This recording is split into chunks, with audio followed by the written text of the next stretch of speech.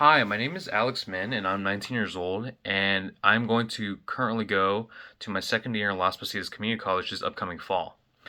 Um, so I chose the military police route because I found this to be the most realistic route because after I graduate my 2 years, I'm going to get my associate's degree and to join the United States Army and to become an MP.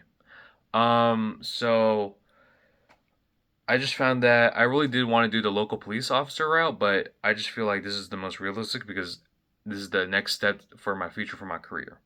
So beside that, I interviewed my father because he was in the army for about 8 years. He was a sergeant and he also was an MP. My dad's name is Chris Mann, and he got sent to Fort Leonard Wood, Missouri, for basic training, and he got transferred over to Fort Bliss in Texas. He was an MP, especially in a criminal investigation role. My father said a typical day for being an MP had about three total shifts.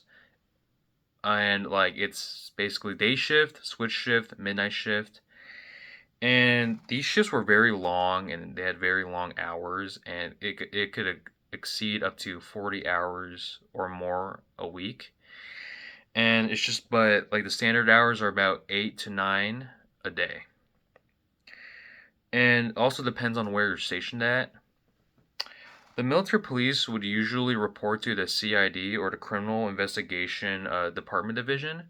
What gave my dad the most trouble was his about his career in the military police was direct contact with violence, long hours, low salary, the unusual schedules, and the stress he accumulated from that. What my dad liked about being an MP was actually just executing justice, making sure everyone was safe, and just like the guilty got bucked in jail. My dad wanted to prove people innocent, and that's what made his job easier in general.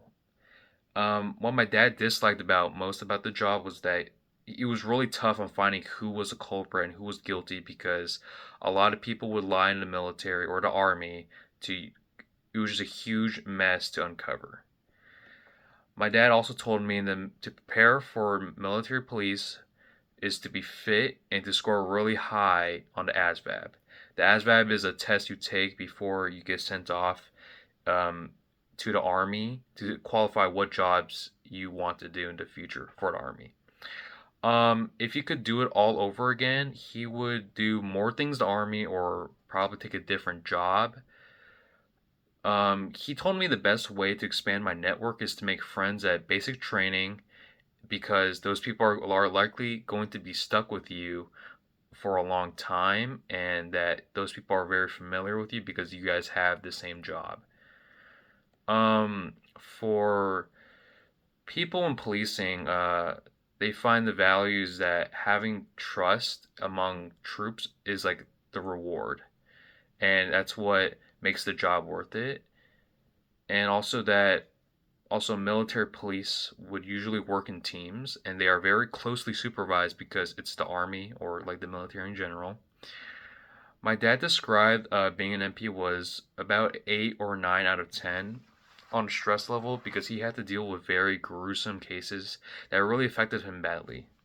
The stress was very bad, that he could not sleep sometimes, and the pace of the work was pretty fast. This he also got PTSD, and yeah, that could affect him a lot.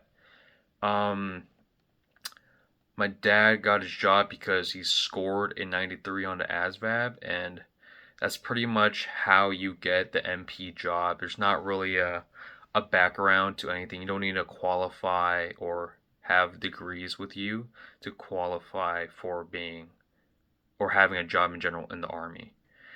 Um, MPs like military police is a very growing field. A lot of people would want to do it, and he also said that people who are military police usually have remain in the same job because it's unless their first term expires, they're usually stuck with that job for about 4 years until they could either leave the military or just resign.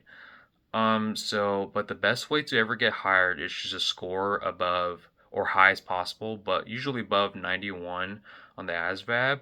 And usually that'll just do the case because they would just teach you everything. Thank you.